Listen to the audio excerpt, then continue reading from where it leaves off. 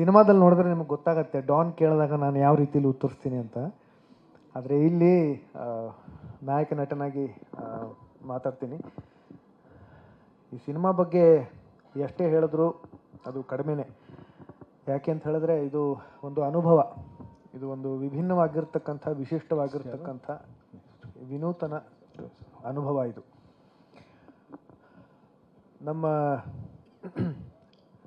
ನಿರ್ಮಾಪಕರ ನಮ್ಮ ರೂಪಾ ಮೇಡಮ್ ಅವರು ಯಜಮಾನರು ಸರ್ವೋತ್ತಮ್ ಸರ್ ಅವರು ಇವತ್ತು ಈ ಕಾರ್ಯಕ್ರಮಕ್ಕೆ ಅವರು ಬಂದಿಲ್ಲ. ಆದರೆ ಅವರು ತುಂಬ ಮುಖ್ಯ ಈ ಚಿತ್ರ ಆಗಬೇಕು ಅಂತ ಹೇಳಿದ್ರೆ.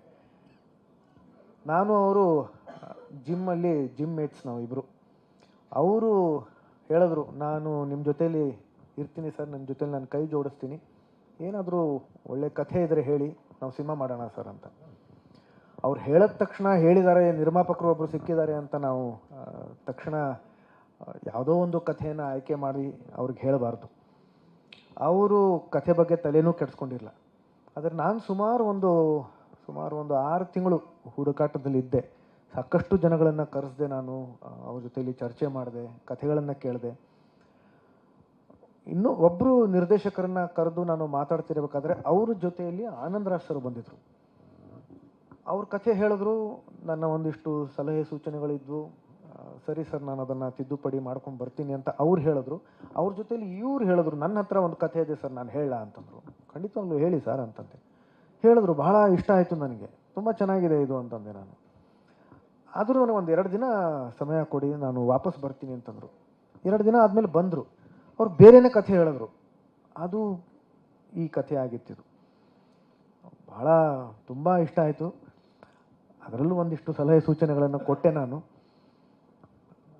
ಮೊನ್ನೆ ಒಬ್ಬರು ನನ್ನ ಒಂದು ಸಂದರ್ಶನದಲ್ಲಿ ಕೇಳಿದ್ರು, ಇಬ್ಬಿಬ್ಬರು ಹೀರೋಯಿನ್ಸ್ ಇದ್ದಾರಲ್ಲ ಸರ್, ನಿಮಗೆ ತುಂಬ ಖುಷಿ ಆಯಿತಾ ಸಿನಿಮಾದಲ್ಲಿ ಆ್ಯಕ್ಟ್ ಮಾಡೋದಕ್ಕೆ ಅಂತ. ಬೇರೆ ರೀತಿಯಲ್ಲಿ ಕೇಳಿದ್ರು ಅವರು.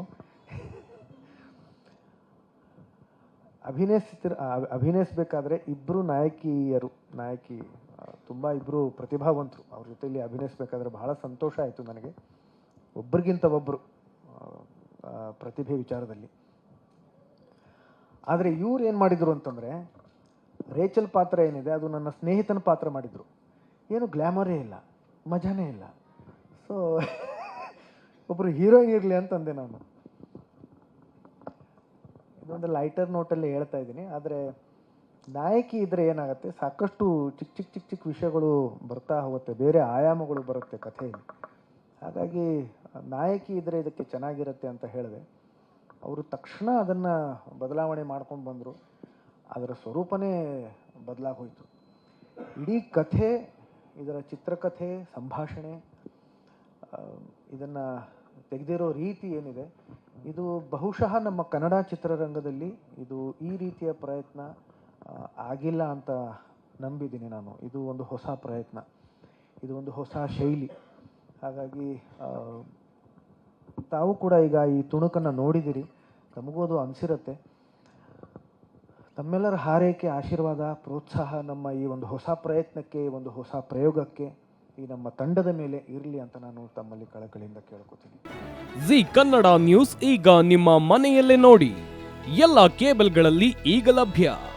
ಸನ್ Direct 292, Jio TV 1334, U digital 162, city cable 51, GTPL 17, Abhishek cables 821, rock line telecommunication 51, Shri Basaveshwara number 60, Vinayaka digital number 53, in digital number 896ರಲ್ಲಿ.